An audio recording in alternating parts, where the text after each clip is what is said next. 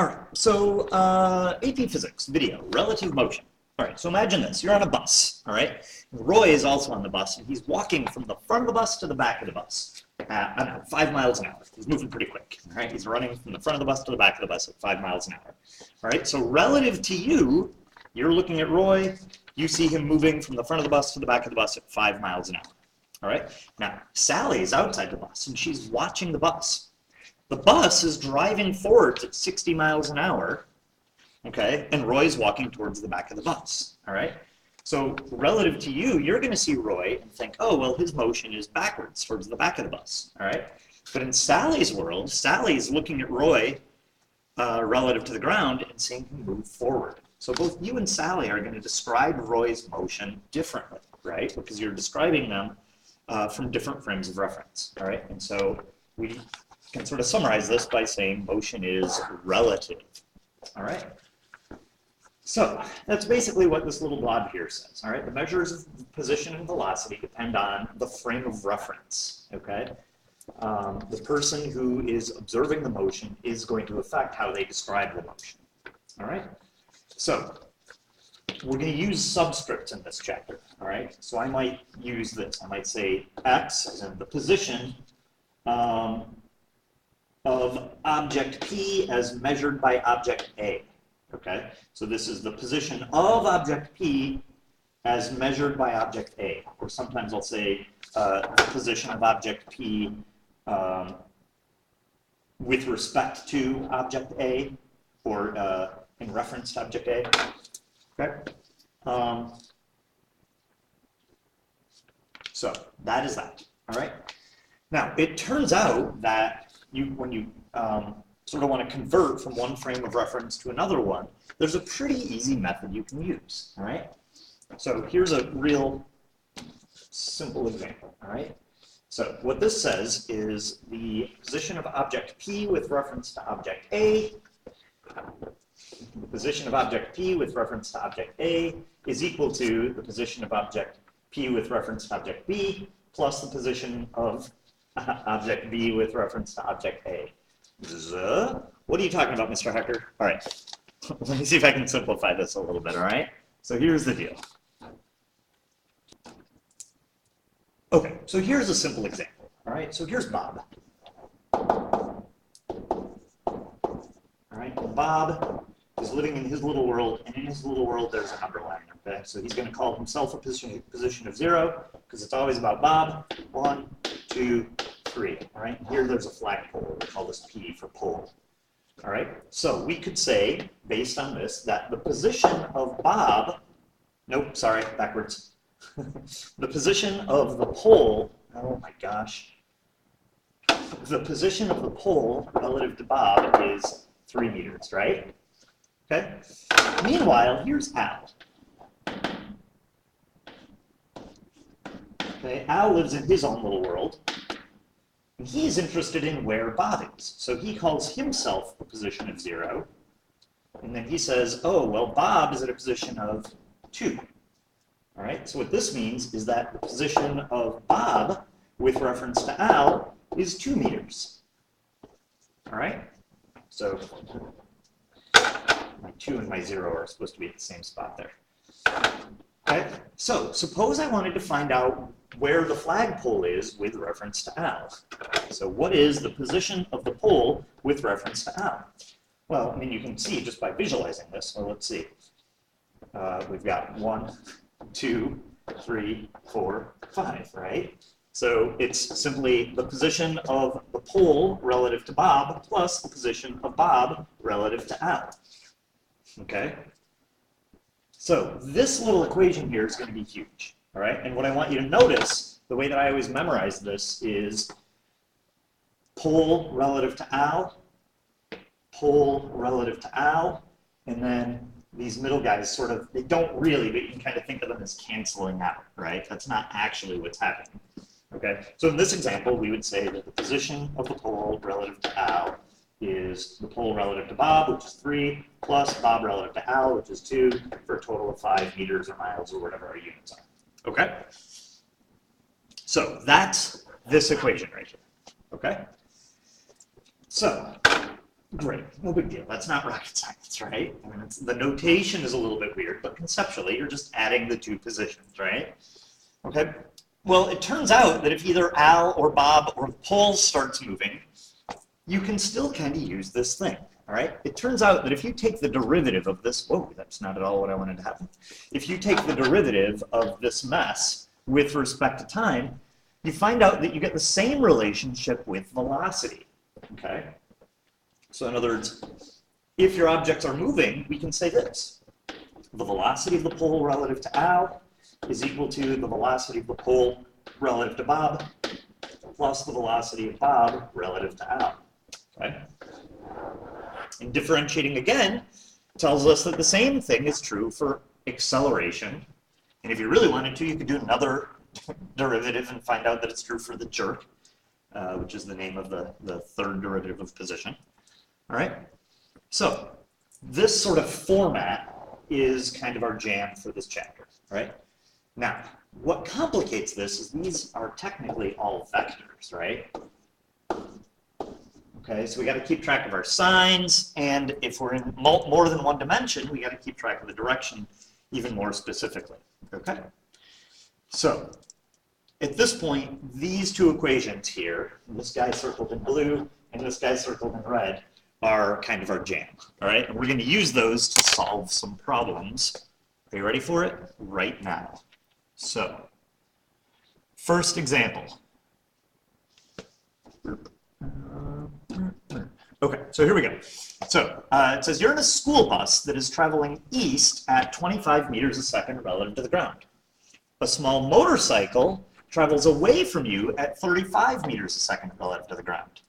All right, and then there are some questions. All right, so here's the deal. The first thing that I want you guys to do when you're solving these problems is come up with sort of a letter to represent each of your objects, okay? So in this problem, I see three different objects. There's a moving school bus, there's a moving motorcycle, and there's the ground, all right? So we're gonna use B for the bus, we're gonna use M for the motorcycle, and we're gonna use G for the ground. Okay, so that's your first step, is identify the objects. All right, I want you to actually do this because when I'm grading, it'll be really confusing. If some people use B for the bus, and some people use S for the school bus, right? Some people might use C for the motorcycle. So I want you to label stuff so that I know which letter refers to which object. Okay, so that's a thing. All right, once you've done that, start by writing out your givens. Okay, so I'm going to do that right now. All right, so this first sentence here, it says you're in a school bus that's traveling east at 25 meters a second relative to the ground. So that right there is this. The velocity of the bus relative to the ground is positive 25 meters a second, right? Because it's going east. I even like to draw a little arrow to indicate the direction. Okay. All right. Then it tells me that a small motorcycle travels away from you at 35 meters a second relative to the ground. Okay. So the velocity of the motorcycle relative to the ground, it's traveling away from you. So that means it must be going west. So it has a velocity of negative 35 meters a second this way. Okay. And so now what we want to do is we want to find, the question wants to know, for number one, it wants to know what is the velocity of the motorcycle relative to the bus. Okay. So, in order to do this, we got to do one other thing that I think I haven't explained yet. Shoot, I wonder if it showed up over here. Ah, rats. All right, well, that's fine. We'll just do it. Okay, so, so I guess the first thing I would do is see if you can write out an expression like this, using, instead of A, B, and P for your objects, use your thing, your three new symbols. All right. So the object that doesn't appear here is the ground, right? So that must have canceled. So that means that the velocity of the motorcycle relative to the bus is equal to the velocity of the motorcycle relative to the ground plus the velocity of the ground relative to the bus. Okay. And notice, like I said before, sloppily, the G's in the middle cancel and you're left with motorcycle and bus, okay? So, I know this is this, right? But the problem is I don't know the velocity of the bus relative to the ground, okay? So it turns out this is a thing. So it turns out that anytime you've got an object moving, so the velocity of object A relative to object B is the same as the opposite of the velocity of B relative to A, all right? In English, if you're driving in a car and you look at the trees are moving backwards relative to you, right? The car is driving forwards at 60 miles an hour. If you're inside the car watching the trees are moving backwards at 60 miles an hour, right? So that's this, okay? So this equation then becomes, I'm going to keep forgetting these stupid vector hats, you guys. Okay, so here we go. So I can simplify this then and say the velocity of the motorcycle relative to the bus is the velocity of the motorcycle relative to the ground plus negative velocity of the bus relative to the ground. Okay, oh, and we know both of those things, right? So the velocity of the motorcycle relative to the ground is negative 35 meters per second plus the opposite of this, negative 25 meters a second, which gives you negative 60 meters per second. So there it is. That's the velocity of the motorcycle relative to the bus. Okay, so that's the answer to number one. So let's think about this for a minute. What is that really telling us? So I have this little reminder here about the spool example. All right, so imagine that you've got like a spool of wire. One end of it is on the school bus and you're holding like the end of the spool. And the other end of the rope or wire or whatever is on the spool is connected to the motorcycle, okay? Well, if just the school bus was moving, then you'd pull out 25 meters a second of spool or of rope per second. And if just the motorcycle was moving, you'd pull out 35 meters every second. But because they're both moving, you're pulling out a total of 60 meters of spool per second, right? In other words, they're moving 60 meters up farther apart from each other every second. And that's what this is telling us, okay? So that is problem number one. All right, now, number two, what's the velocity of the bus relative to the motorcycle? Oh, well, we just figured out that the velocity of the motorcycle relative to the bus is negative 60 meters per second. So for number two, that means the velocity of the bus relative to the motorcycle must be positive 60 meters a second, right? All right, so number three. Number three says, suppose the motorcyclist slows down and stops his motorcycle relative to the ground in 10 seconds. What is the motorcyclist's acceleration relative to the ground? All right, so let's write down what we know. So we know that the velocity of the motorcycle relative to the ground initially is that negative 35 meters a second, right? And then the velocity of the motorcycle relative to the ground final is 0, right? Because he's stopping, and this all takes a time of 10 seconds. So for number three, to find the acceleration of the motorcycle relative to the ground, I'm going to take the velocity of the motorcycle relative to the ground final minus the velocity of the motorcycle relative to the ground initial divided by our time. Just plug in your numbers. Did I do this right? Motorcyclist slows down and stops, motorcycle relative to the ground. Good. All right, so this is 0 minus negative 35 over 10 gives you 3.5 meters per second squared. Okay? So that's number three. Now, number four. There's going to be a big important point at the end of this problem, so please make sure you bear with me through the end of this problem, all right? In number four, it says, what's the motorcycle's acceleration relative to the bus? All right, well, so here's what we know. We know that the velocity of the motorcycle relative to the bus initially was negative 60 meters per second, right? We found that from number one, okay? Now, we don't know the velocity of the motorcycle relative to the bus final, but we do know the velocity of the motorcycle relative to the ground final is 0. So this is the velocity of the motorcycle relative to the the velocity, this highlighter is out to get me. This is the velocity of the motorcycle relative to the ground final, plus the velocity of the ground relative to the bus final. This is the same as the velocity of the motorcycle relative to the ground final, minus the velocity of the bus relative to the ground final. So this guy here is 0, minus the velocity of the bus relative to the ground. Well, the bus isn't changing speed, right? So that's just still 25, right? The bus hasn't sped up or slowed down or anything. So that's 25. So the velocity of the motorcycle relative to the bus final is 0 minus 25, which is negative 25 meters a second. So now what we can do is we can find the acceleration.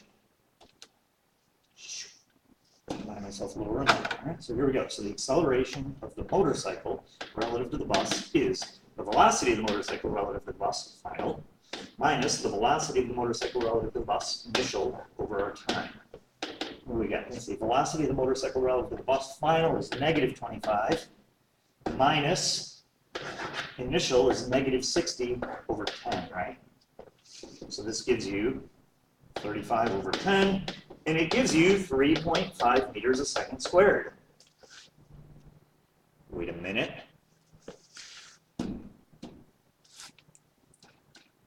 So what we just discovered is this. The acceleration of the motorcycle relative to the ground and the acceleration of the motorcycle relative to the bus are the same. Let's think about why that would be true. The acceleration of the motorcycle relative to the bus is the same as the acceleration of the motorcycle relative to the ground plus the acceleration of the ground relative to the bus. Well, remember, the bus wasn't accelerating, was it? Relative to the ground, right? The bus kept going at 25 miles an hour relative to the ground, so this is just 0. So these are the same acceleration, okay? So anytime an object is moving at a constant velocity, the acceleration from that moving object will be measured the same as the acceleration would be from the ground, which is not moving, okay? I know this is a lot to wrap your head around. So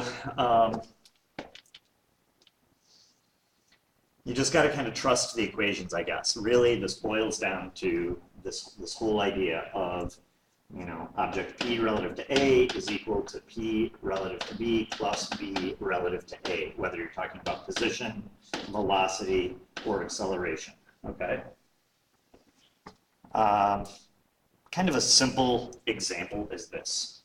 If you're walking, suppose you're walking forwards, so that you're walking this way at, I don't know, 5 meters a second, right? Relative to the ground. You guys have all been to the airport, right? Where they have those moving sidewalks. So maybe the sidewalk is moving at 8 meters a second. It's a really fast sidewalk. Well, then your combined velocity is going to be the velocity of the sidewalk relative to the ground plus the velocity of u relative to the sidewalk for a total of 13 meters a second, right? So that gives you the velocity of u relative to the ground. Okay? I don't know if that helps any. I am sure we'll need to talk about this after you watch this video. All right, let's do another example here. All right, this one, let's see. So, we're doing on time. These videos are long, aren't they? All right, 20 minutes, we're getting there. All right, it says you're on a window cleaning elevator that's going down at a constant velocity of 4 meters a second. You throw a squeegee up into the air at 12 meters a second relative to the elevator. If at the instant you release the squeegee, the floor of the elevator is 25 meters above the ground, and you release the squeegee from 2 meters above the floor, then blah, blah, blah, blah, blah, blah. So what are the objects? Well, there's an elevator. So let's let E equal elevator. You are on the elevator, so you and the elevator are kind of, for all intents and purposes, the same thing, right? Because you're moving at the same velocity always. Let's see, there's this squeegee that you're going to throw. and there's the ground, which is not moving, right? Okay, so those are my symbols that I'm going to use. Oh no. Well, answer, spoiler alert. Okay, all right, so let's write down the given information. The elevator is going down at 4 meters a second. So the velocity of the elevator relative to the ground is -4 meters a second.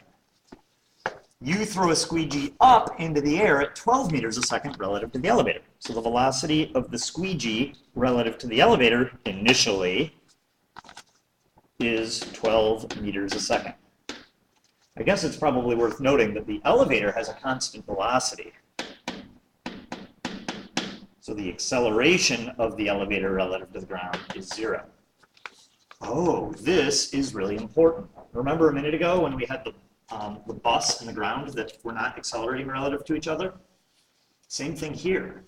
So what this means is because the elevator, this is huge, I'm going to write this down. Because elevator has a constant velocity relative to the ground. Oops, that is not how you spell ground. Relative to the ground. That means that the acceleration of the squeegee relative to the elevator is going to be the same as the acceleration of the squeegee relative to the ground, which is 9.8, right? So whether you're looking at the elevator from the perspective, whether you're looking at the squeegee from the ground or looking at the squeegee from the elevator, because both the elevator and the ground have a constant velocity, they're both going to measure the same acceleration. Okay? So this is super huge, super duper important. Okay. All right, let's see. It says at the instant you release the squeegee, the floor of the elevator is 25 meters above the ground. So the position of the elevator initially, position of the elevator, so remember, x is position of the elevator relative to the ground initially is positive 25 meters. And you release the squeegee from 2 meters above the ground. So the position of the squeegee relative to the elevator initially is 2 meters. I think I said that wrong. Here we go. You release the squeegee from 2 meters above the floor of the elevator. So the position of the squeegee relative to the elevator. All right, and then we're trying to find the maximum height above the ground that the squeegee reaches. Okay, so squish all this stuff so we can look at it all at once.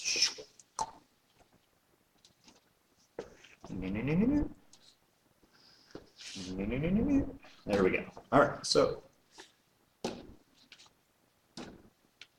All right, so in number 1, we are looking for the position of the squeegee relative to the ground final. Final meaning at the peak. Okay? Oh, well that means that the velocity of the squeegee relative to the ground final has to be 0, right? Because you're at your peak, and at the peak the velocity is 0. I know the acceleration of the squeegee relative to the ground is -9.8 because it's in free fall. And I know that the velocity of the squeegee relative to the ground initially is, well, what? What do we know over here? We know the velocity of the squeegee relative to the elevator and the velocity of the elevator relative to the ground. Oh, awesome. So this is stupid vector maps. All right, so this is the velocity of the squeegee relative to the elevator plus the velocity of the elevator relative to the ground. So let's see, the velocity of the squeegee relative to the elevator is 12. And the elevator relative to the ground is -4, right? They're sort of working against each other. So we end up with 8 meters a second.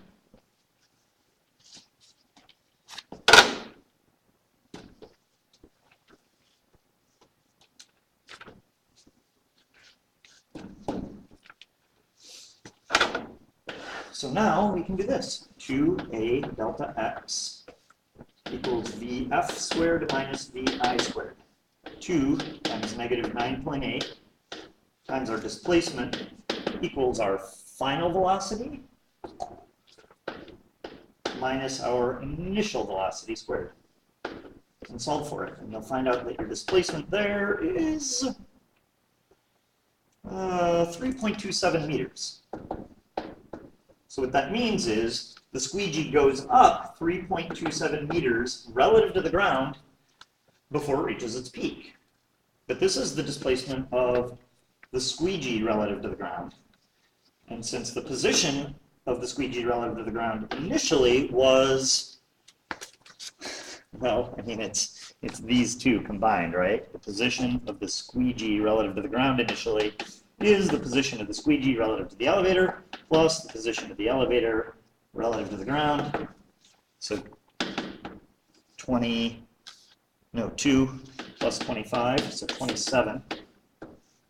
In other words, the squeegee began 27 meters above the ground. I suppose you could have figured that out without using all the fancy physics, right? Cool. So if we started out 27 meters up and then you went up 3 meters, we're looking at 30.27 meters. Okay? Cool. So that is that. Now, let's do number 2. Number 2 says, what's the maximum height above the floor? So now I'm looking for the position of the squeegee relative to the elevator final at the peak. All right, now you got to be careful here because, how do I want to say this? So I know that the velocity of the squeegee relative to the elevator initially was 12 meters a second. Okay? And I want to find out what the position is at the instant that the velocity of the squeegee relative to the elevator final is 0. Notice, relative to the elevator, it stops at a different point than it does relative to the ground, right? Because the elevator itself is moving. All right, but our saving grace here is this. We know that the acceleration of the squeegee relative to the elevator is still negative 9.8 meters a second squared. Okay? Because both the elevator and the ground have a constant velocity. So now you can just do this. 2a delta x equals vf squared minus vi squared. Plug in these numbers that I didn't mean to get off the page there. All right, so plug in these numbers into this equation and solve for your displacement, and you end up getting 7.35 meters. Okay, so that's the change in position, but remember it began 2 meters up. So that means it's going to end up a height of 9.35 meters above the floor. So apparently this is a very tall elevator. It probably doesn't have a ceiling, right? Window cleaning elevators don't have ceilings. All right. Okay, so let's stop there. I don't know that we need to do this third question there. That's just kind of more of the same. All right, but what you can see is that it's just basically using repetitions of this little equation here. All right? Now, oh, I need to turn off my pen, don't I? All right, now, in 2 dimensions, it's basically the same thing. Conceptually, just the math is a little bit harder, all right? We're going to replace x with r, right? Because in 2 dimensions, position is described as like radius from the origin, right? But you still have the same equations, the velocity, add them up, same exact thing, all right? You just got to be a little bit more careful, all right? So it's probably easiest to just dive in and do an example. All right, so here we go. It says a woman who can row a boat at 6.4 kilometers an hour in still water, so that is telling us that the velocity that this woman can row the boat at, oh, I need to label my things, don't I? All right, so let's do this. Let's do B for boat, W for water, right? Because if you're in a river and the water is moving or something, that's going to have motion. And then there's the ground. Okay, so those are our 3 variables we can use.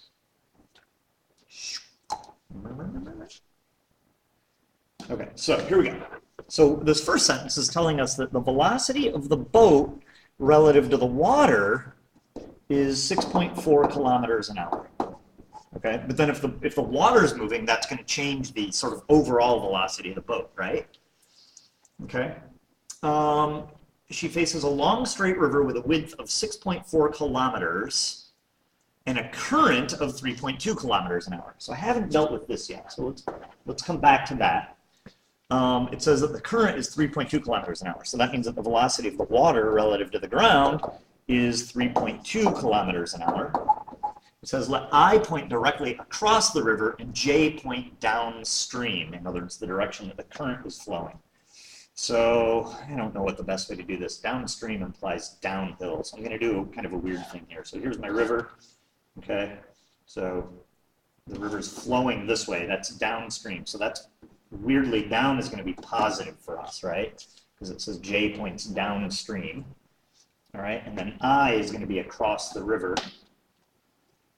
Okay, and we know that the width of the river is 6.4 kilometers from up here. Okay, all right, so that means that the velocity of the water relative to the ground is 3.2 kilometers an hour in the J direction. Okay, so question number 1 says, if she rose in a straight line to a point directly opposite her position, at what angle to I must she point the boat, and how long will it take? Okay, so what that's telling us is that the boat somehow, despite the fact that the current, so suppose she paddled straight across, right? So if the boat starts here and she tries to paddle straight across, what's going to happen is she's paddling across, but the current's going to take her downstream, so she's going to go this way, right? So to compensate for that, it says somehow she rose in a straight line directly opposite, okay? So she must be paddling upstream to compensate, right? So what I always find helps is write out the letter equation first, all right? So I've already got the velocity of the boat relative to the water. I've got the velocity of the water relative to the ground. What I don't know is the velocity of the boat relative to the ground. Oh, I do know something about that. I know that it's something in the I direction, right? So I know that the velocity of the boat relative to the ground is this way, right? Because that's, it says she rose straight across the river. So her overall displacement is just straight across, right? Okay, so I know, let's see, we know that the velocity of the boat relative to the ground is equal to the velocity of the boat relative to the water plus the velocity of the water relative to the ground. And now I can use vector addition, right? So I know that this guy has to be across the river. So here's the velocity of the boat relative to the ground. Now I've got two other vectors that add up to that, right? So remember, when you add two vectors, you always place them head to tail. So the way I always think about it is that, here, let's switch these two guys. You guys agree you can add two things in any order, right? So this is the velocity of the water relative to the ground plus the velocity of the boat relative to the water. Well, I know the velocity of the water relative to the ground is downstream. Let me do this. So here's the velocity of the water relative to the ground plus something else gives me this. So this must be the velocity of the boat relative to the water, right? So now what I've got is, I've got the velocity of the water plus relative to the ground plus the velocity of the boat relative to the water equals the velocity of the boat relative to the ground. Okay? So I just pictorially drew that equation up there. All right? So what else do I know? Well, let's see. I know that this guy, the velocity of the boat relative to the water is 6.4 kilometers an hour. And I know the velocity of the water relative to the ground is 3.2 kilometers an hour. And we're trying to find the angle to I. So this is my theta, right? Because it says at what angle to I. Oh, okay, so this is just some trig now, right? So theta is the inverse tangent. Nope, I lied. It's the inverse sine, all right? Because I know my, oh shoot. I know my opposite and my hypotenuse. So it's the inverse sine of 3.2 over 6.4. Inverse sine, sorry. And you get 30 degrees, right? Now, how long is it going to take her to cross? Well, to get across the river, she has to go across the river, right? Like this way, right? So that's going to depend on this velocity, the velocity of the boat relative to the ground. So we need to find that, right? So the idea is, I know,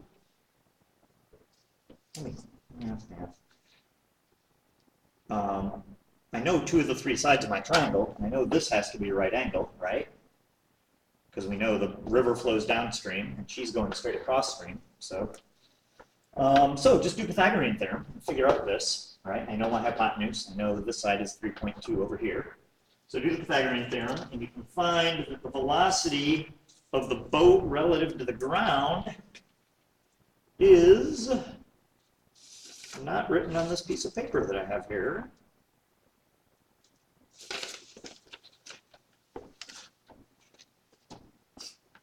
Sorry about that. So it gives you 5.54 kilometers an hour. So now I can find the time, right? My time is the displacement divided by my velocity. I've got to go 6.4 kilometers across the river. I'm going at a rate of 5.54 kilometers per hour. So divide it, and you end up getting 1.15 hours. Okay. All right. I don't know that there's a ton of purpose in me doing parts 2 or 3. I don't know that it's going to shed any more light on it. I guess the big thing that I will suggest, because the other two examples are not multiple dimensions, the other thing I will suggest is you really need to get in a habit of figuring out what your objects are and write this equation. You know, like in this case, the equation that I wanted to write was that the velocity of the boat relative to the ground is the velocity of the boat relative to the water plus the velocity of the water relative to the ground. Write that equation out and then draw that equation using your vector addition, right? Because you know that these two have to be head to tail and this one has to be a result, because that's how you add vectors, okay? So I think I'm going to stop there. This is a tough section. So I really think we're going to benefit a lot from doing problems in class. All right. So there you go.